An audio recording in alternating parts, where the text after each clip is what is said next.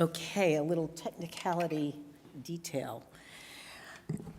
Thank you, Ilya Lenski, for organizing this conference, and also Marina Garrett. So I'm very pleased to be here, traveling from the US. I will begin with an observation. We live in a world that is often reduced to us versus them. I was struck by the title of this conference, Reflections for the Common Future. As a public memory artist, I also believe in building community around how we remember, how we learn from the past, and how we build a future filled with tolerance and hope. I will also begin with one very strange question. How many people here have ever heard of the Jungfernhof concentration camp? Just raise your hand if you have. So maybe 10 people or 6 people? It's an interesting number. We will talk more about that camp. I will start my presentation by briefly tracing my grandparents' history of deportation and murder, followed by a short review of the Vienna Project, which leads to my current proposal, Locker of Memory, Memorial to the Victims of the Jungfernhof concentration camp. Starting in 2006, I followed my family's history, first to Austria and then to Latvia. In both countries, I introduced interactive memorial projects using cutting-edge technologies, and with that said, I hold a very different relationship with Austria than I have with Latvia. My grandparents were Austrian citizens. Their citizenship was rescinded in 1938 with the enforcement of the Nuremberg laws. Deported to Riga in 1941, they became officially stateless. I activated my Austrian citizenship in 2007. Procuring citizenship allowed me to speak openly about the past and to apply for funding to support memorial development in Vienna. In Riga, parallel to my grandparents' status, I represent a displaced voice. My right to speak in Latvia rests solely on my grandparents' history and on my own record of achievement as an international memory artist speaking to international audiences. The two countries also exhibit different histories. Austria was next integrated Germany as a perpetrating nation. In contrast, Riga was an occupied country producing Nazi collaborators. My work as a memory artist in these two countries with different histories tackles different agendas.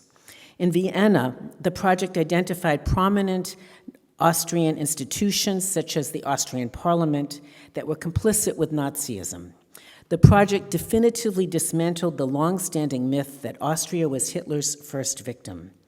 In Riga, I have been asked to produce evidence of a mass grave to verify the Jungfernhof's history as a concentration camp. Both projects subscribe to the tagline, "What happens when we forget to remember?"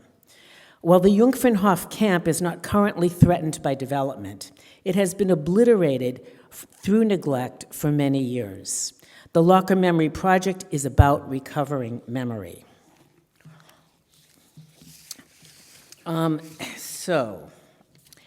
In 2010, I proposed a proposal. I made a presentation for proposal in this building for a new memorial project entitled Arbor of Remembrance to be situated at the Jungfernhof concentration camp site.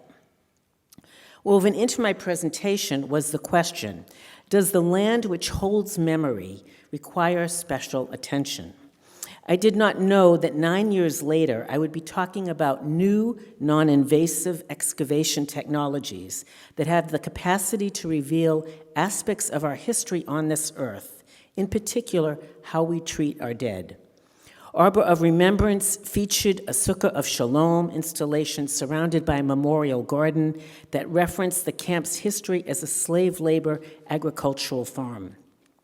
The site was deemed too remote, and I was also developing a second project in Vienna, which I pursued as the Vienna Project. And I will show you a little bit about that project. The Vienna Project was conceived by me and developed in 2013 as an ambitious, interactive, multimedia, year-long temporary memorial project funded by Austria's liberal social democratic government. The Vienna Project was the first naming memorial in Vienna to memorialize 7 groups of persecuted Austrian victims at the same moment in relation to each other and murdered between 1938 and 1945. The project became the first naming memorial in Vienna and the first inclusive memorial to recognize and name multiple groups of murdered victims. I used font to differentiate the groups into a non-hierarchical display of names, and the 7 groups you're familiar with are here: Jews and Roma and Sinti, mentally ill and physically disabled, homosexuals, dissidents, Jehovah's Witnesses, and Slovenian partisans. And these are the numbers that I was working with. Working with a small team of Austrian historians and artists, the project began with a series of street-based stencil sprays at 38 sites and institutions, such as the Parliament, the University of Vienna, Vienna State Opera, Natural History Museum, Palace of Rothschild, which was Eichmann's central office. And all of these sites, all 38 sites, were complicit with Nazism. The stencils ask the central question: what happens when we forget to remember, in 10 languages? And the sites are located in 16 districts where crimes of aggression, exclusion, humiliation, and acts of rescue representing the 7 groups took place under National Socialism. Each spray contained a link to the project website, and many of the sites are still visible to pedestrians. One of the most important things I did in this project was I created 26 methodologies, which the methodologies were really about making the project interactive. So in order to disrupt a static presentation of memory and awaken Austrian pedestrians to the historic record, the sites were activated with 26 methodologies, and the extensive program was coined Performance of the Archives, and it was developed as a grassroots cooperation, promoted basically through social media. We didn't have very much money. So I'm going to go through these slides very quickly.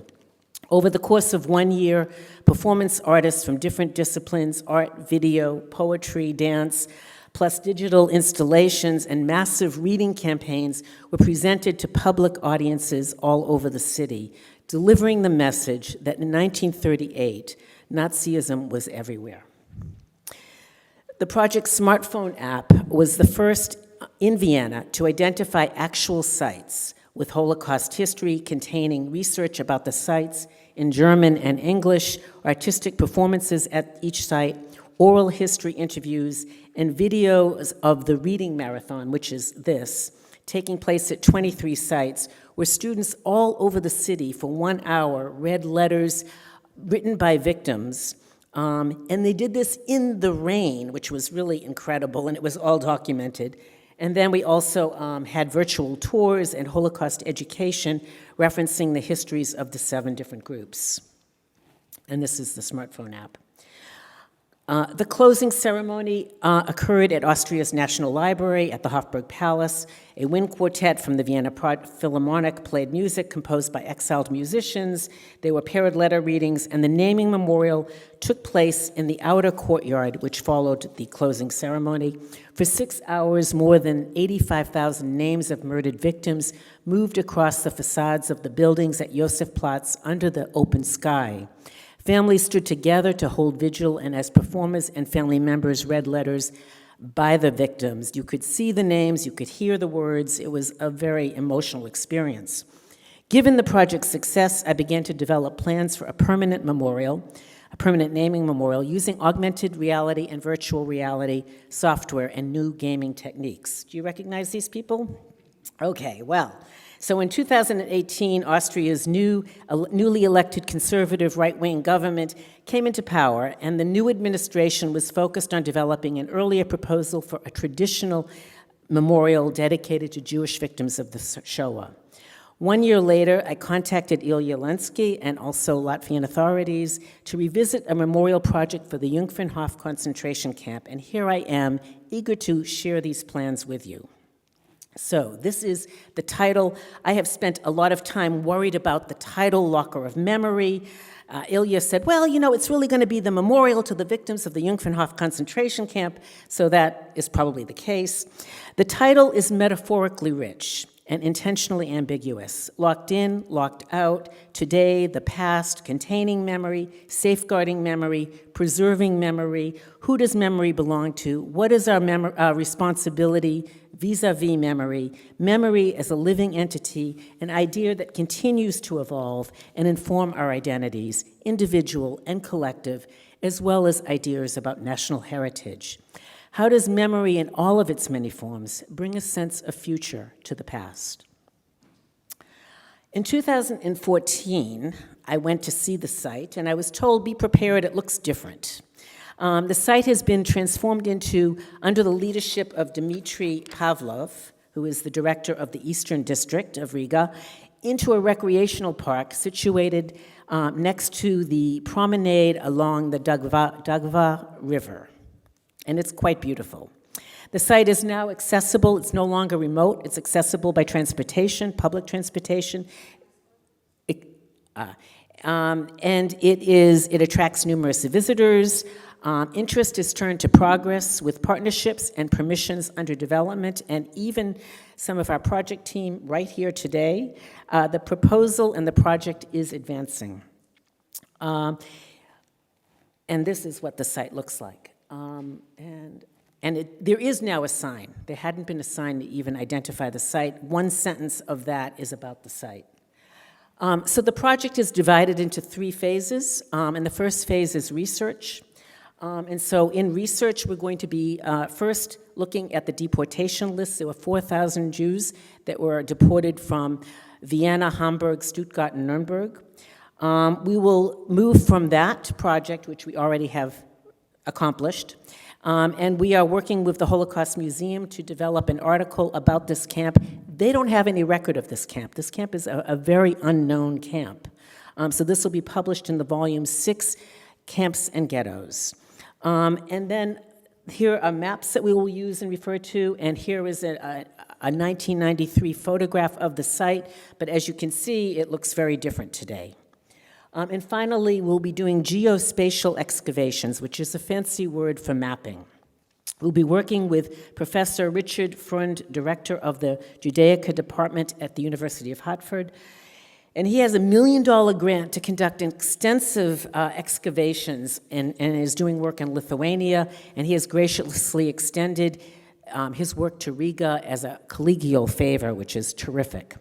Using 21st century technologies such as satellites and drones, the non-invasive technology can detect rocks, glass, metal, and bones more than 20 feet below the earth. Excavations will entail scientific teamwork, travel, and analysis of data.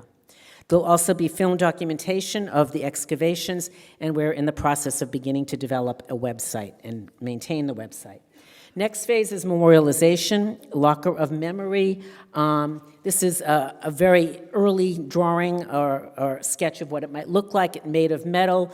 The names, when we're working with genocide, it's all about erasure, so I think instituting the names, 4,000 names, becomes an important component of the work. So each side of the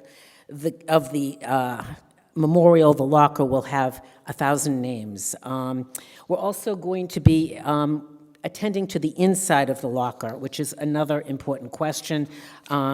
This was an image of the Birch-Janitki forest, but there were other ideas about how to address the inside and the interior space.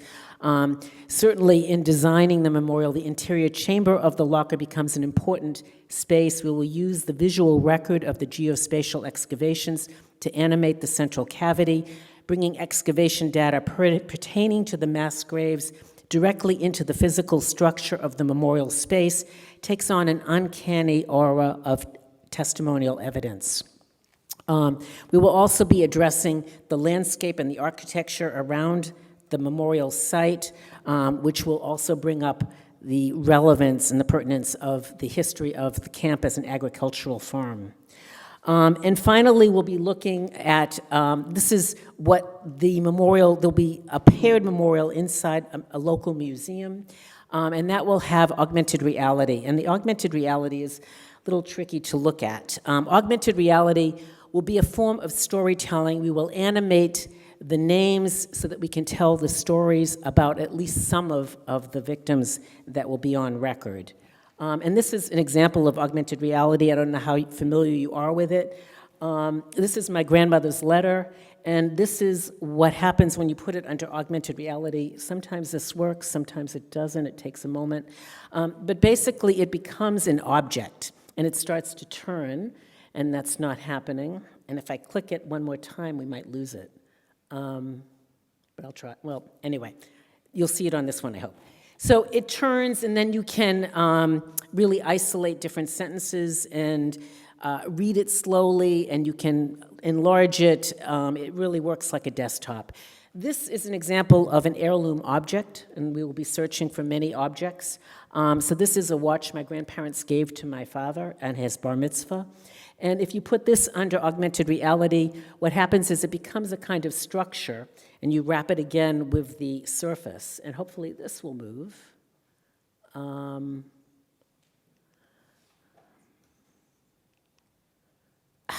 Let me go back and see if I can make it move. This is not working so well.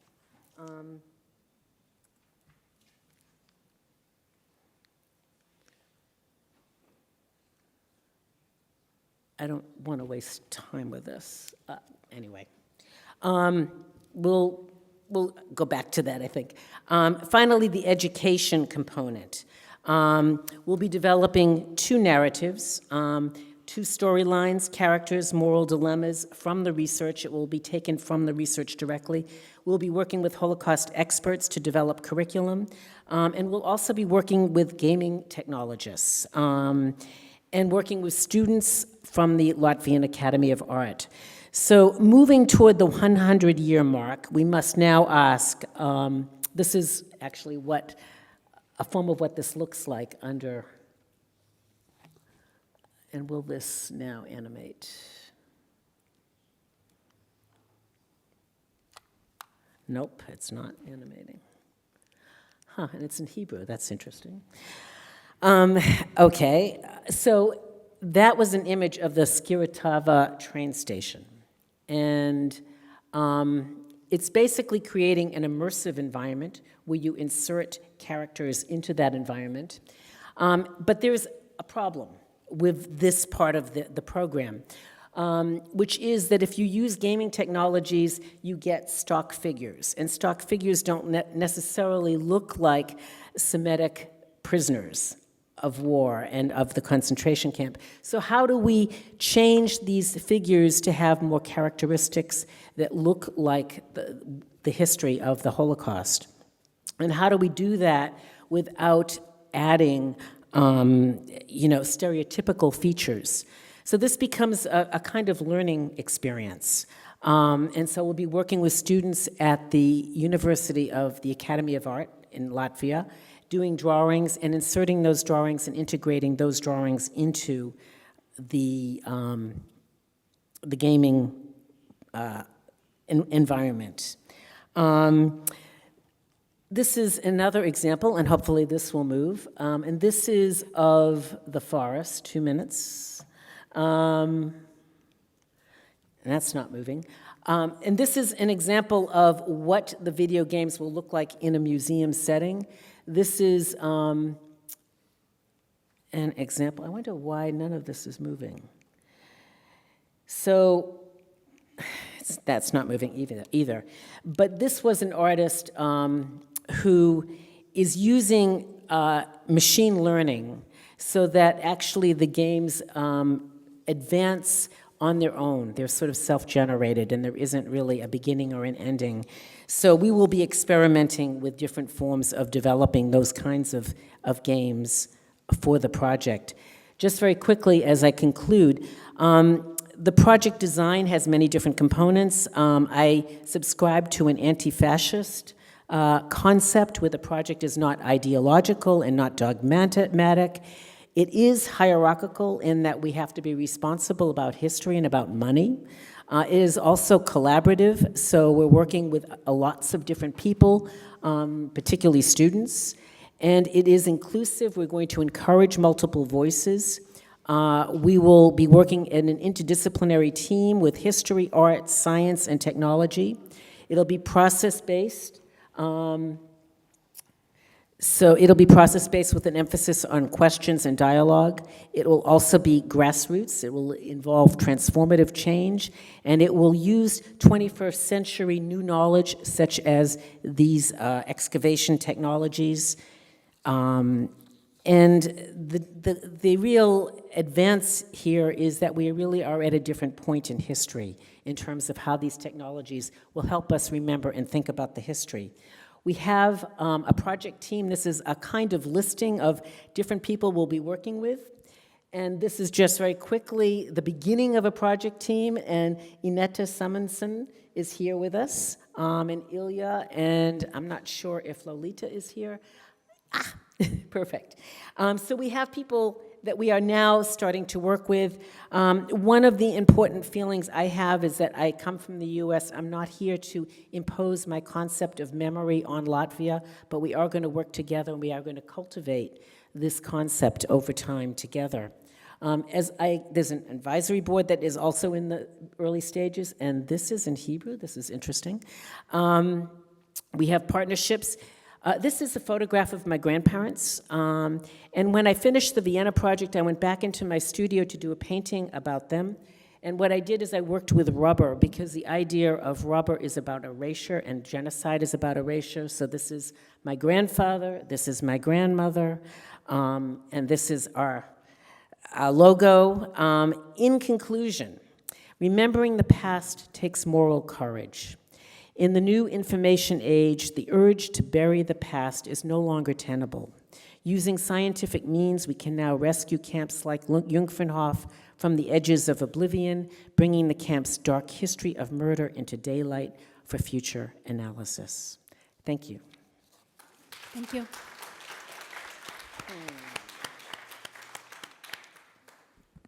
Questions from the audience? And I'm sorry about how some of the technology did not work. Thank you so much for a really fascinating and inspiring presentation.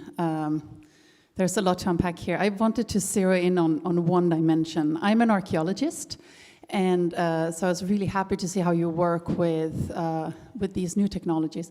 But I was also wondering, what's the rationale of not also supplementing that with conducting actual excavation? I'm thinking about the power of the tangible materiality of the past that archaeology can provide. And I was wondering if it is a matter of respecting the place, or if it's a question of funding, or if there is another rationale. I would just be interested in hearing that. Absolutely. One of the reasons why I wanted to do a second project is that even though I love the Vienna Project, the intangibility of it really somehow, I felt like I needed also more of a tangible contact with memory. So at first I thought we were going to be digging, and then I learned more about geospatial technologies and the non-invasive aspect of it. The person that we're working with, there are many people that do this work, he is interested in not re-victimizing the victims. He also is a rabbi. So there are many different aspects of doing this.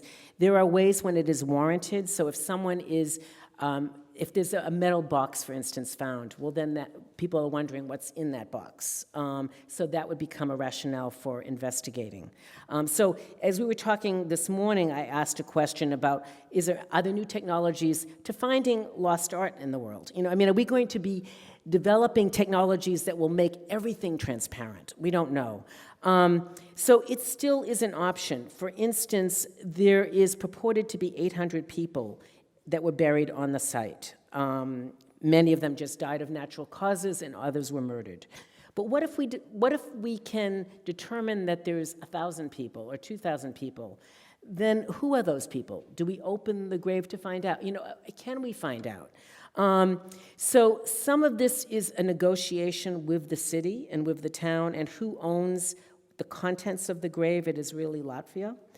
So all of this is still under process, and we will be working with our program director, our project director, and determining the answers of some of these things.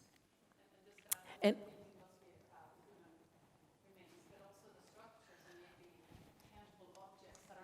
sensitive maybe to. Yeah, I just wanted to add, because I do know that excavation of human remains and burials is a very sensitive topic, and that is really important to think about multiple times.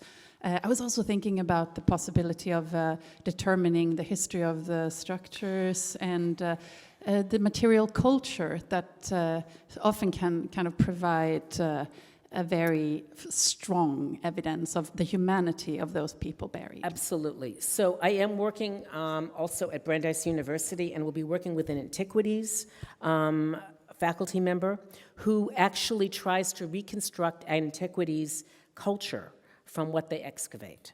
So it's a similar issue here. So I had the same question. If you go to the site, there's very little remains, but originally in the 1700s, there were 17 buildings there. So are there impressions that we'll be able to get from the ground of where those, will we be able to draw a map of those buildings? So I think in some ways I've been working on this project for 10 years, but we're still beginning. And Lolita, you might have other ideas or aspects of the, I mean, this will be a conversation that we have as a project team.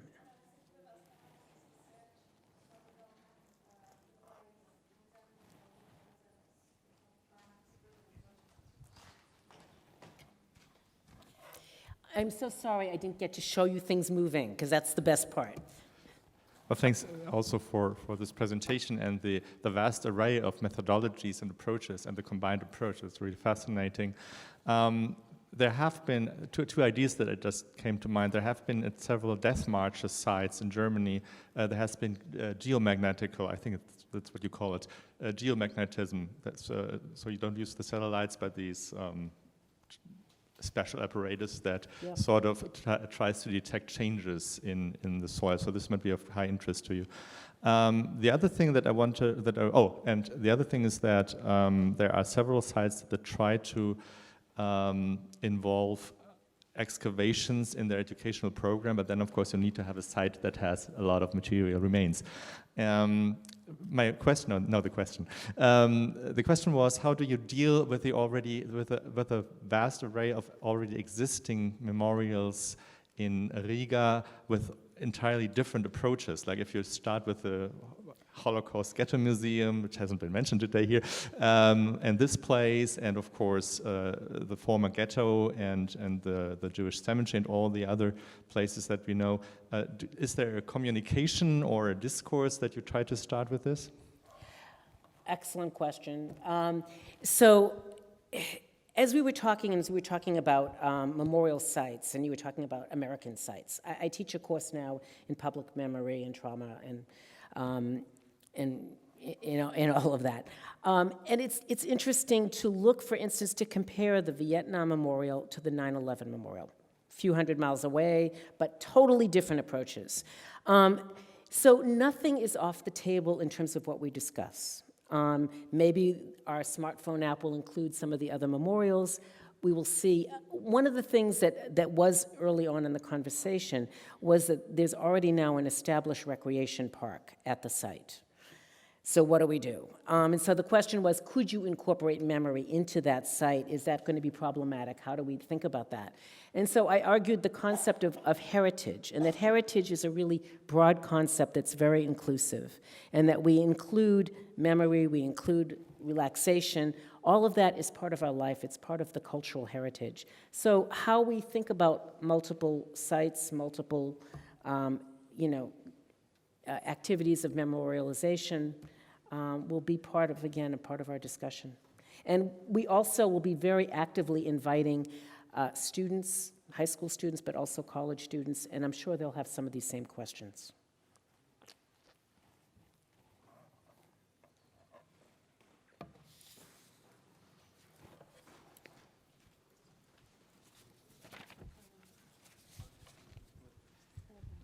Okay, we have two questions from this side of the, audience.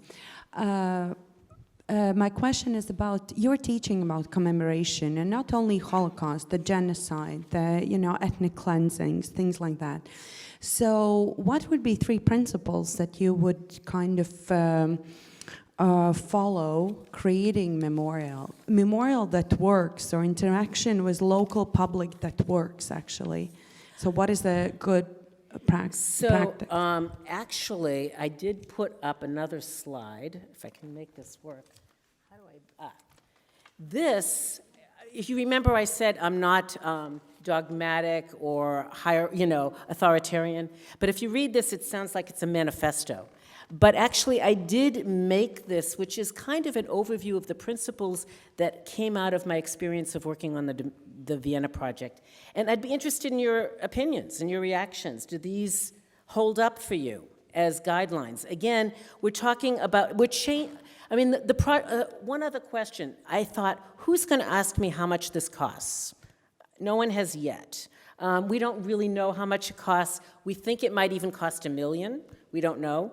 But actually, if we were to just make a memorial project, we could probably do it for $50,000 or $75,000. What this does is this is all about interaction. It's all about creating conversations. It's about making memory a living entity by involving the community. And that's what is so costly. So between the technology and the dialogue and the conversations, that's where a lot of the cost of this project will be. And it also, if I can take one more minute, there's this concept, and it's something that I teach about because I find it very interesting. It's called plop art. Has anyone heard about plop art? Plop art is a term that's used in the US, and it's often used by corporations with a lot of money that hire a famous artist to make a sculpture in front of their building. And the sculpture looks like it's public art, but it's really just plopped down with no relationship to the environment. It has no content. So this is a project that is called site-specific art. We're specifically locating it at a site, and we're specifically talking about context. So some of the conversations that we're going to have with community members, with students, is to create that context, to grow that context, and to make it a really vibrant and living context. I don't know if that helps conceptually. Hello. Yes. Thank you for your presentation. My question would be a follow-up to the couple of previous ones, probably. Could you comment on Riga as a place for Holocaust memory generally, and what this really good and nice project would mean to that, and what it could change generally? So. When I came in 2010, people were very nice, but no one said, let's do this, because the site was very remote and there was no money that people could imagine that we could raise. And I was not a fundraiser at that point, and also was a little stumped and overwhelmed by that. So Vienna seemed like the easier road to go, and it wasn't. It was very difficult, but it did happen. But when I came back in 2019, I was very struck by people's openness and interest in memory. And the meetings I've had again and again, no one has said, we don't need this, we don't want that. People did say that to me in Vienna. People closed the door. They said, we're completed with memory, we're finished, we've done our work. No one has said that to me here. And no one has said to me here, gaming technologies, we don't want this to be a game. People are interested, they're curious. But I think the times are changing, and I think the geospatial technologies are really making people much more accountable. This question, I think we were talking about the humanity of memorialization. One of the things that I have to teach is that memorials are not always sweet. Sometimes they make people angry. There's actually, memorials really talk about a range of emotions. So one of the things that was important to me in the Vienna Project was linking memory to accountability. And I think the issue of accountability is something that we can't run away from anymore. We've now passed the 75-year mark, we're on to the 100-year mark. So the question is, how are we going to remember as we move forward? It's a different era. How are we going to take responsibility since no one is living who committed these crimes? So what does that mean? And this is part of the dialogue, and this may be part of the kind of gaming narrative that we develop. How do we create these conversations. I don't know if that answered your question. Okay, I think it did. Thank you.